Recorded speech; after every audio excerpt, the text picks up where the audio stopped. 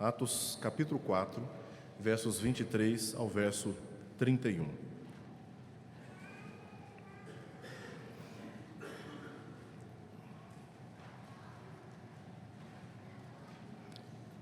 A palavra de Deus diz assim: Uma vez soltos, procuraram os irmãos e lhes contaram quantas coisas lhes haviam dito os principais sacerdotes e os anciãos.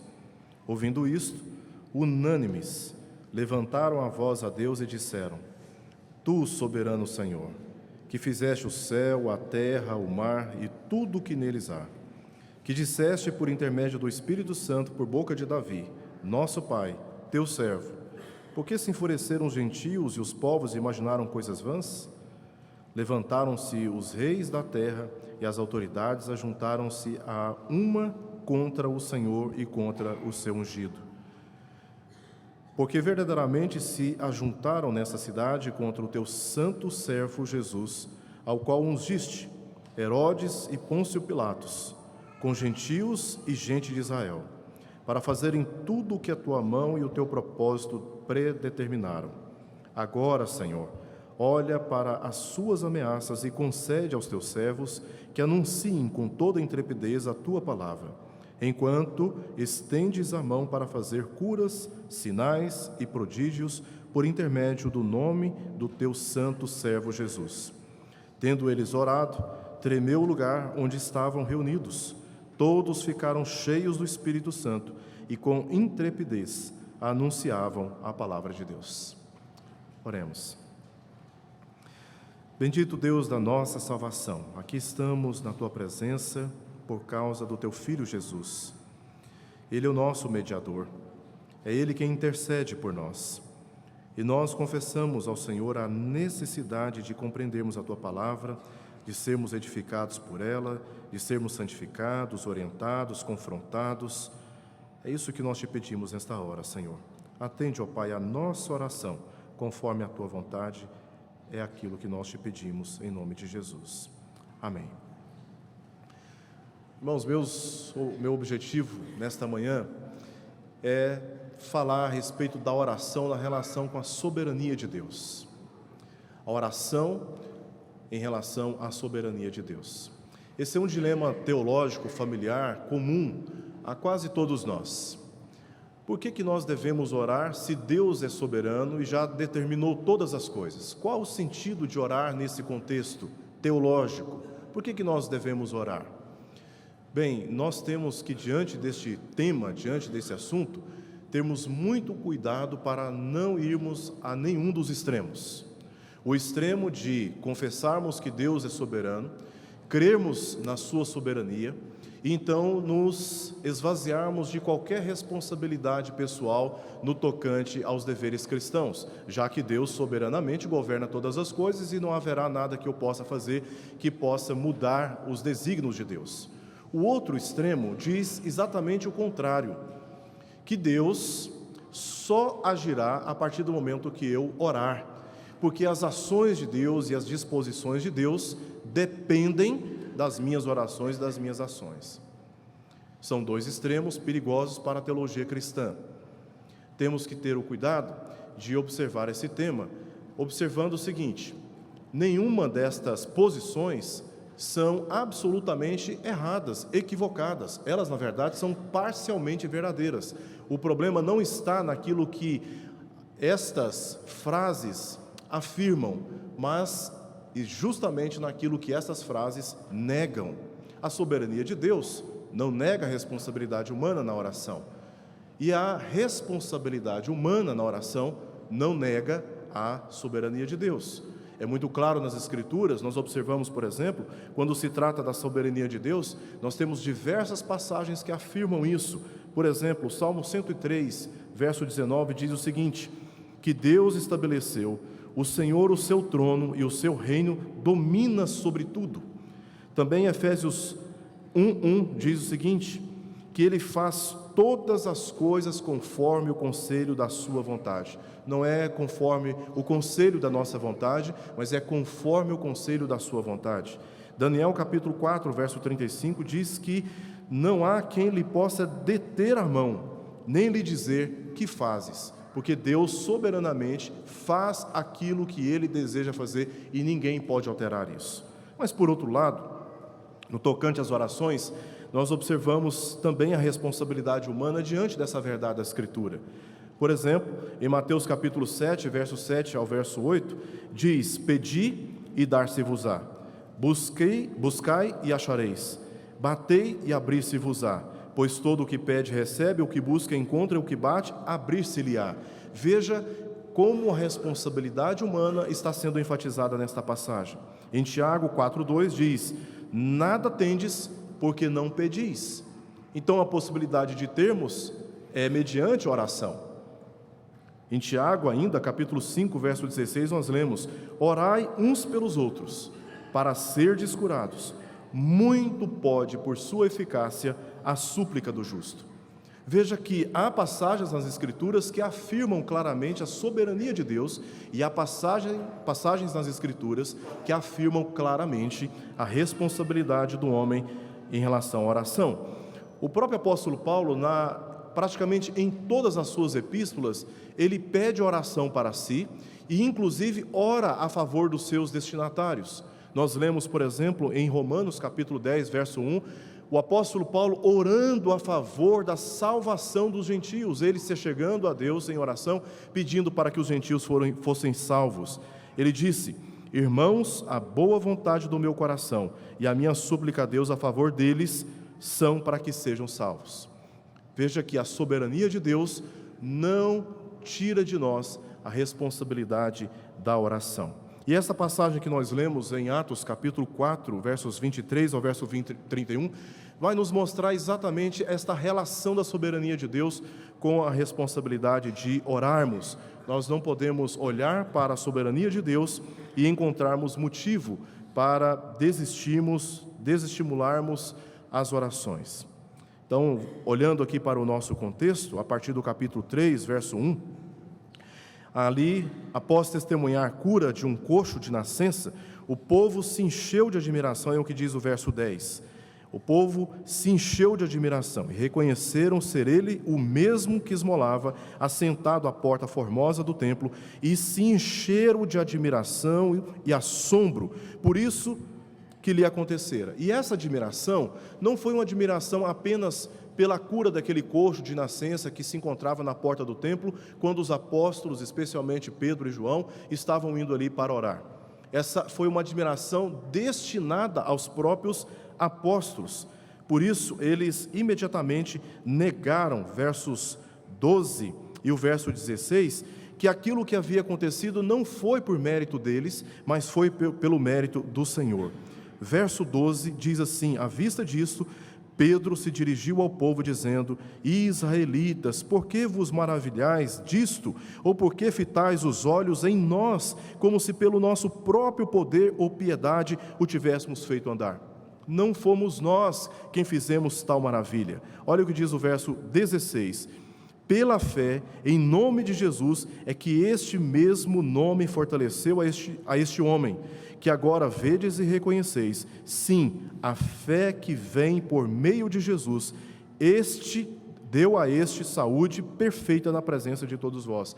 Os apóstolos atribuíram ali toda a glória a Deus e negaram receber qualquer tipo de glória ou de mérito.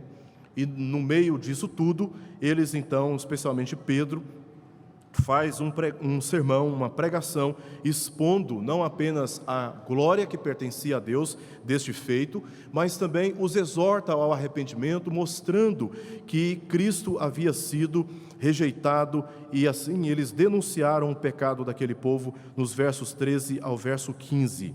Eles, como diz o verso 13, eles traíram a Jesus, o negaram perante Pilatos. Olha o que diz o verso 15.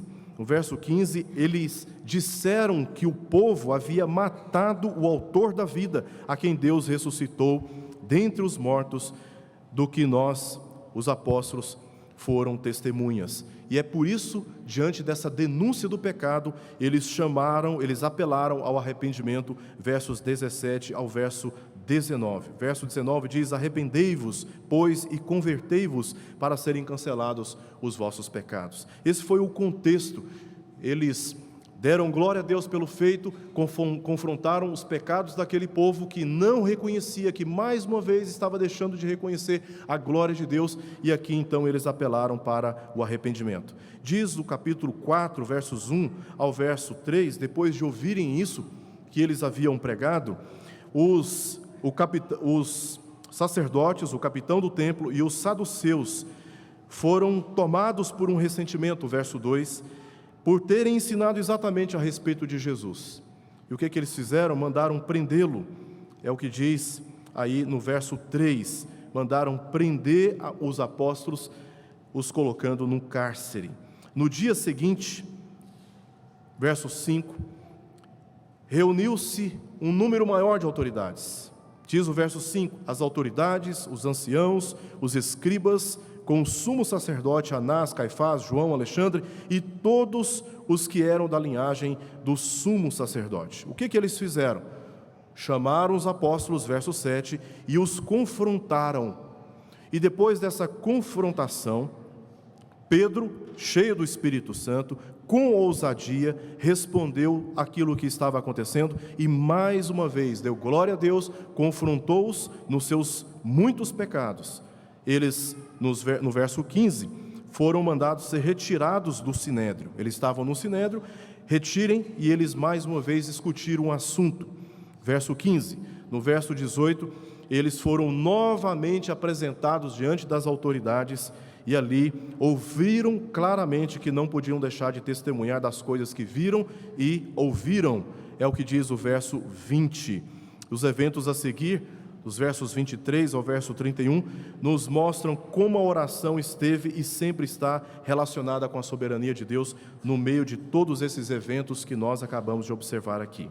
Nós veremos aqui nessa passagem 4 questões importantes. Primeiro, verso 23, a comunhão cristã. Verso 24, a confissão de fé, a confissão teológica daquela igreja que eles fizeram. Os versos 25 ao verso 28, que os sofrimentos fazem parte do plano de Deus e que soberanamente os sofrimentos, os conflitos, as aflições servem aos propósitos de Deus, embora muitas vezes nós não conseguimos enxergar assim. E nos versos 29 ao verso 30, a oração é parte do plano de Deus em meio a todas estas circunstâncias. Vamos para o verso 23, começando aqui no verso 23. Diz o verso 23 que uma vez soltos, eles estavam presos, eles foram soltos. Os versos anteriores, especialmente o verso 21, diz que, verso 21, verso 22, 3 razões levaram os apóstolos a serem soltos. Primeira razão, por falta de culpa. Eles não encontraram culpa nos apóstolos. Verso 21 diz que não tendo achado como os castigar, porque não tinha razão legal para que eles fossem castigados. Falta de culpa. Segundo, por medo do povo. Ainda no verso 21 diz, por causa do povo, porque todos glorificavam a Deus pelo que acontecera. Eles não queriam se indispor com a multidão, com o povo.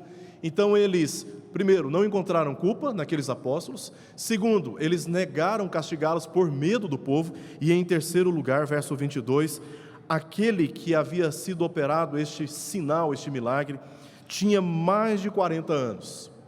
Lucas acrescenta aqui um terceiro motivo pelo qual aqueles apóstolos foram soltos.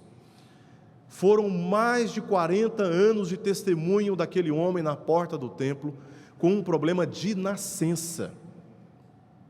Foram mais de 40 anos o povo acompanhando o problema daquele senhor, daquele homem. Então não se poderia negar, a evidência era muito forte, o povo estava muito convencido. Diz lá no verso 1 do capítulo 3 que ele era coxo de nascença. Então, falta de culpa, medo do povo e também a evidência inegável daquele sinal que havia acontecido. Diante disso, então os apóstolos foram soltos. E uma vez solto, diz o texto, eles imediatamente procuraram os irmãos, eles recorreram à comunidade cristã. Veja a importância da comunidade cristã, a importância da igreja reunida. Foi ali, no meio dos demais irmãos, que esses apóstolos encontraram ambiente para darem testemunho de tudo aquilo que eles haviam vivido, para darem testemunho da graça e da glória de Deus que os assistiu naquele momento de aflição. E foi ali que, diz o texto, unanimamente, verso 24, eles louvaram a Deus.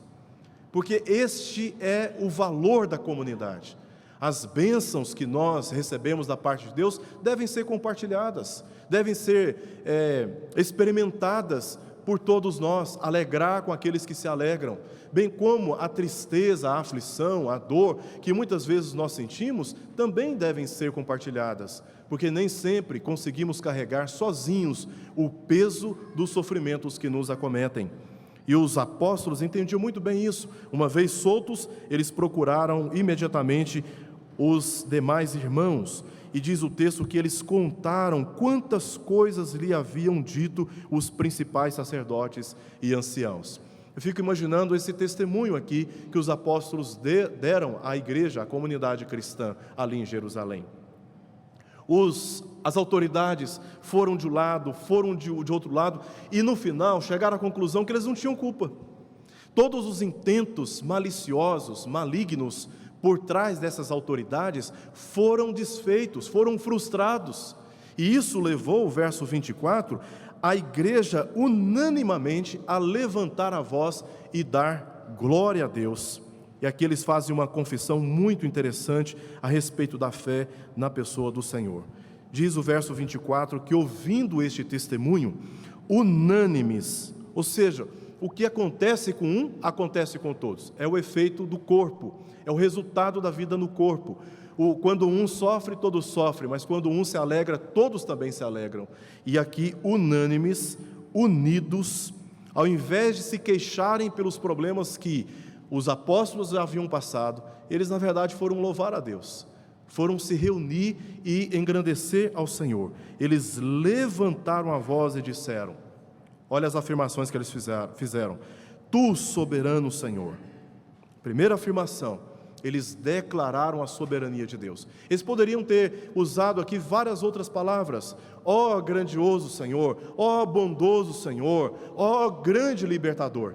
Mas eles confessaram, Tu, soberano Senhor. Porque diante de todos aqueles eventos que os apóstolos haviam passado, a compreensão que eles tiveram é que soberanamente Deus estava comandando todos os detalhes. E eles levantam a voz unânimes dizendo, Tu, soberano Senhor. Deus é soberano. Ele governa a nossa vida, Ele determina, segundo o conselho da sua vontade, tudo o que deve acontecer na nossa vida. Ele, de fato, é soberano. E eles disseram ainda mais, que fizeste o céu, a terra, o mar e tudo o que neles há. Aqui eles, mais uma vez, refletindo sobre a soberania de Deus, reconhecem que Deus é o Criador de todas as coisas. Se Deus é o Criador de todas as coisas, ninguém pode ser comparado a Ele. A soberania de Deus, e é por isso que Deus é soberano, porque semelhante a Deus não há ninguém, nem nos céus, nem na terra, nem no mar, como diz o final aí do verso 24, Ele está acima de todas as coisas, e eles glorificam a Deus pela sua soberania. Em terceiro lugar, vemos nos versos 25 ao verso 28, que os sofrimentos eles fazem parte do plano soberano de Deus. Uma vez, eles confessam a soberania de Deus e, em segundo lugar, eles reconhecem nos eventos que tanto os apóstolos como a igreja naquele contexto estavam vivendo, tudo fazia parte do plano soberano do Senhor. Olha o que diz o verso 25, que disseste, Deus, por intermédio do Espírito Santo, por boca de Davi, nosso pai, teu servo. E aqui eles citam Salmo, capítulo 2, verso 1 ao verso 2. Eles mesmos identificam o cumprimento daquela palavra profética a respeito de Jesus. Jesus teria que ser submetido a sofrimentos. Jesus teria que ser confrontado pelas autoridades. Jesus teria que ser levado à sepultura. E tudo isto fazendo parte de um plano soberano de Deus.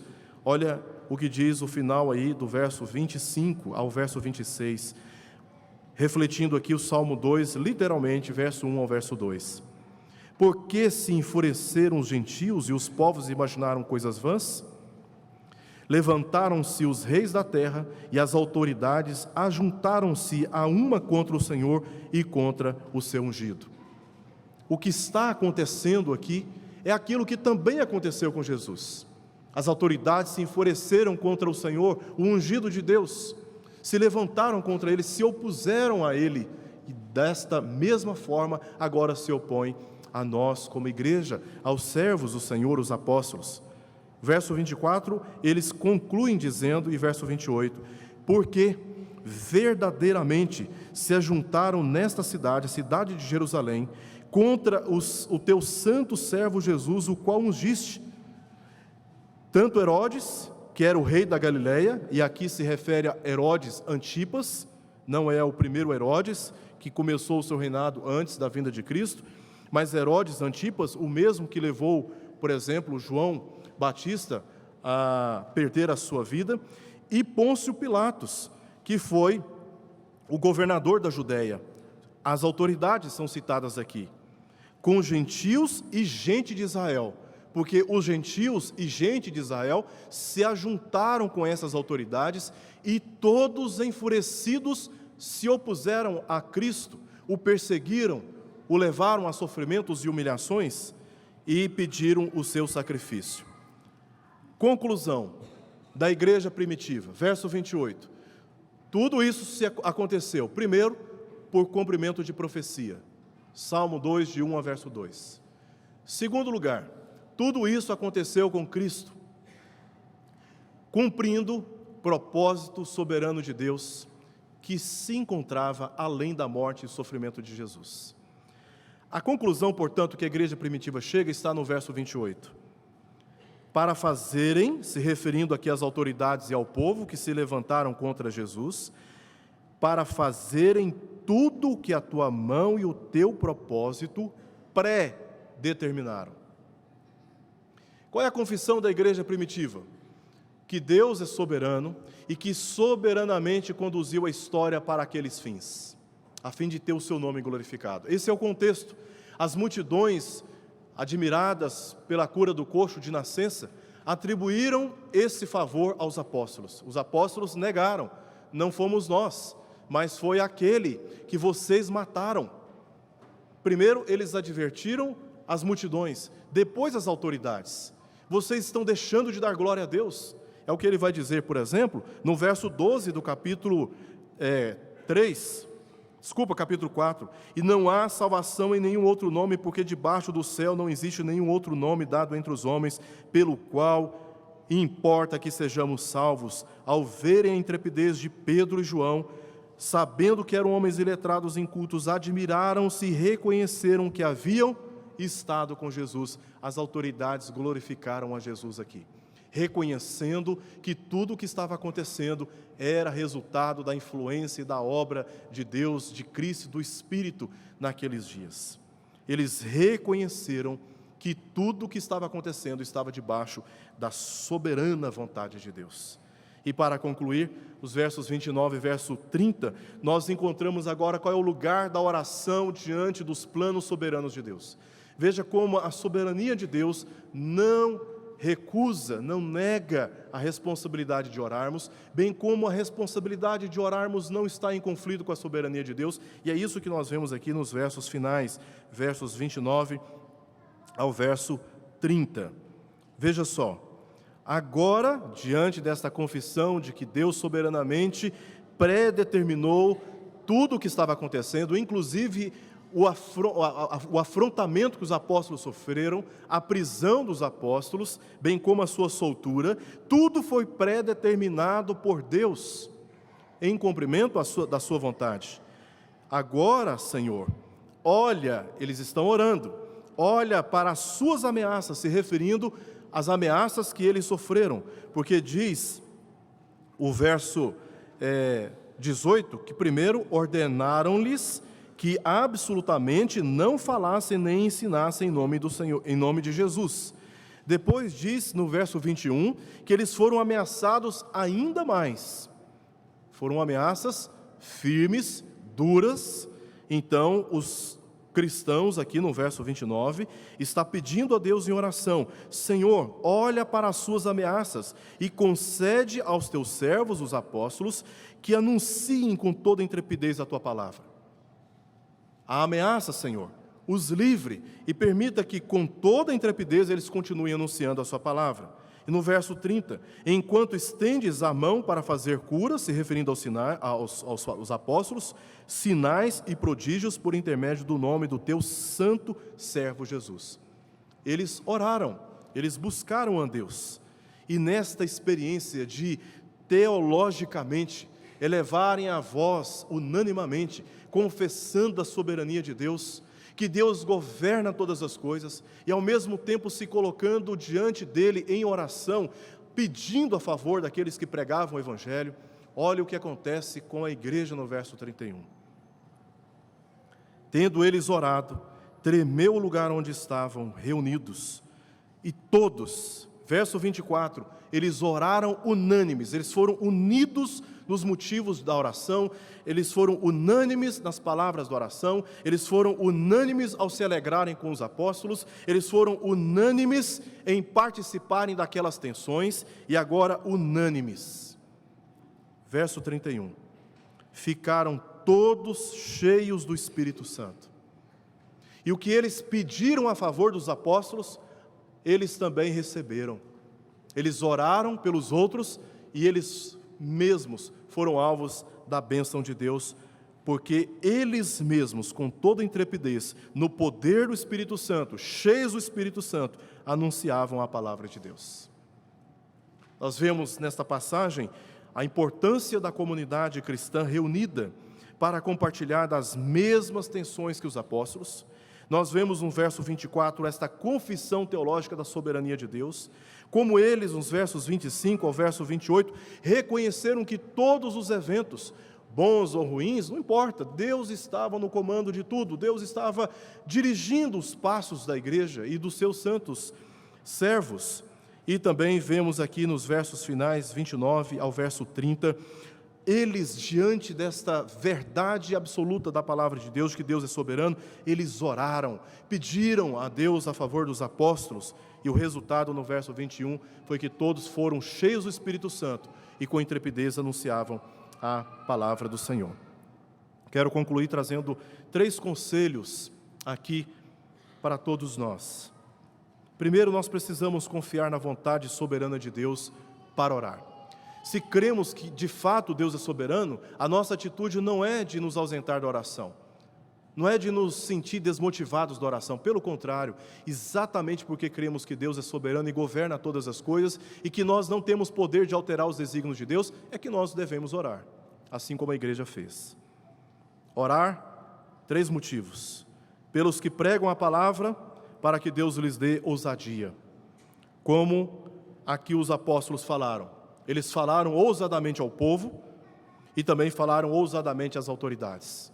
Eles não se intimidaram nem diante do povo, nem diante das autoridades. De modo ousado, eles falaram da verdade da palavra, custe o que custar, eles falaram, sem medo das consequências.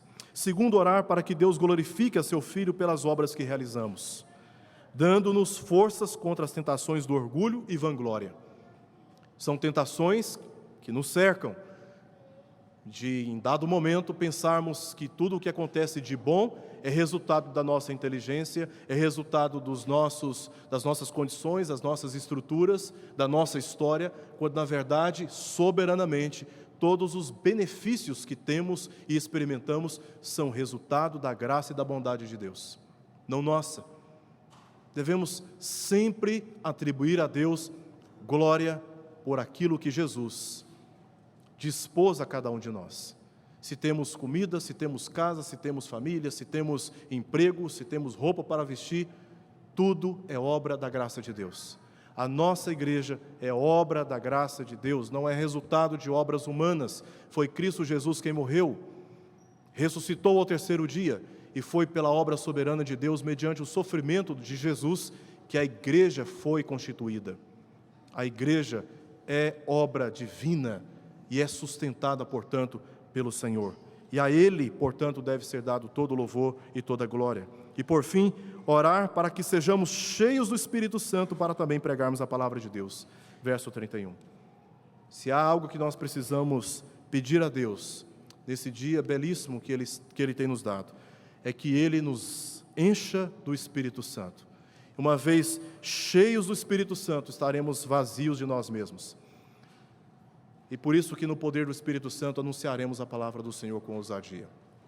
Que Deus nos encha do seu Espírito e nos dê poder para vivermos uma vida cristã verdadeiramente piedosa e consagrada a Ele. Que Deus assim nos abençoe mediante a verdade da palavra que acabamos de ouvir. Oremos.